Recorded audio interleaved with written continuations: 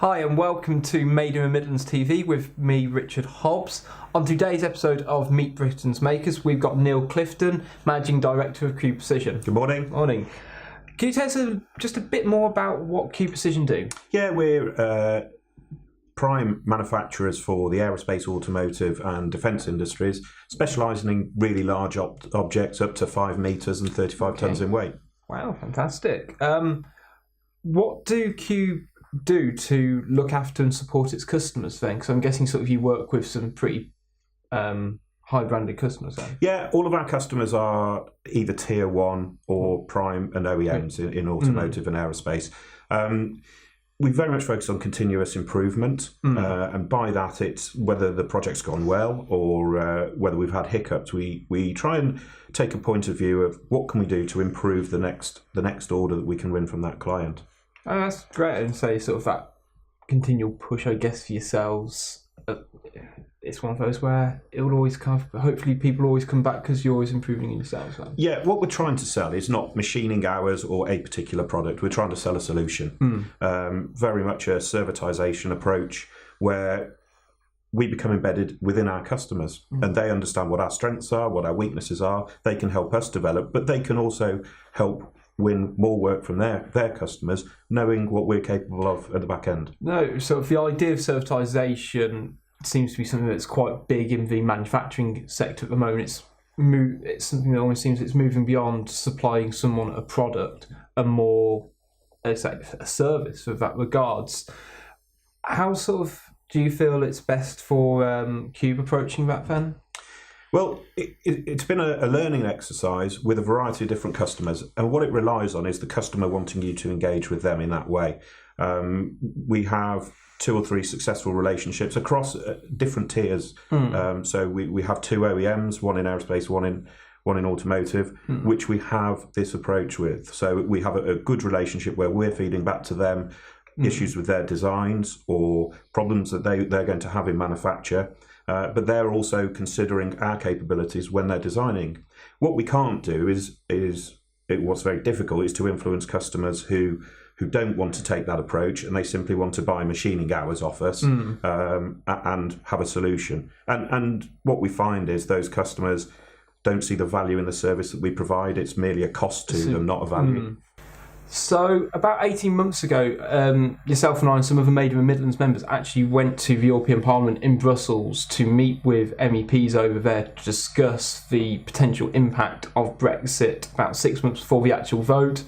We're nearly a year on from voting out.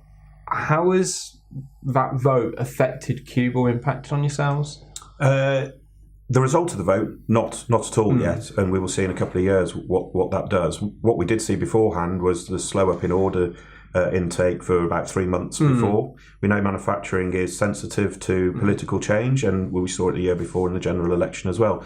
And we'll expect that when the date comes when we finally leave. It's about being prepared for it, and I think the businesses that will adapt best are those that have the attitude of continual improvement and changeability. Well, exactly. I think that you've kind of really hit the nail on the head there. And there was a lot of uncertainty before it, and I think the whole sector did very much slow down for 6 to 8 weeks beforehand. But as soon as people realised the world was going to keep on spinning, and people realised that things were still being made and the quality was still being produced in the country, it almost doesn't matter whether we're in or out, I guess. Well, the one consequence that we saw was that you say 6 weeks beforehand, we saw 2 or 3 months, those orders came, but they came with 3 months less delivery time. Yeah. So everything's compacted. So the end of last year was actually very busy, and the start of this year has been very good as well. That's great to hear.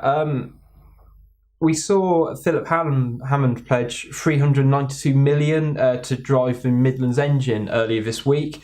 How do you feel about Hammond's pledge as he described the Midlands as having massive economic potential? I think for any of us who work in the Midlands, it's not a surprise for a politician to say that we've got huge potential. We know we have. Yeah. What's key is not the 392 million or the 55 million that will come to the boroughs where our factories are. What's key is about the entrepreneurs and the business leaders and the staff in those businesses being enthusiastic about what we can achieve and telling more people about it. because it's all very well pledging the money, but it's no good unless we're doing our own marketing as well. No, exactly. You need to have that emphasis from inside the companies to really kind of shout about what they're doing. Absolutely, and we should be very proud of it because we can achieve a lot. No, definitely.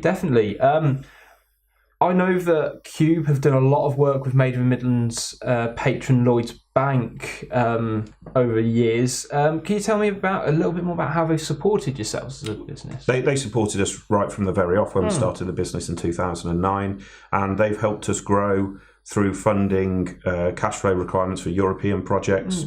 The last 2 years, we've been 72% export work. They've helped us fund that. They've helped us with Regional Growth Fund. But what they've done is invest in their staff through Warwick Manufacturing Group to get an understanding of our industry. So when they're coming to talk to us, they understand the issues that the industry have, but they also have innovative solutions as well to be able to fund everything that we need to do. No, they, as a bank, and they do seem incredibly proactive in working with the sector and having that understanding of what their clients need. I know you actually did a speech to the leaders of Lloyds Bank, am I right in thinking? Yeah, a couple of weeks ago at Edgbaston Cricket Club, and it was the leaders of their SME department, and it was about continual development.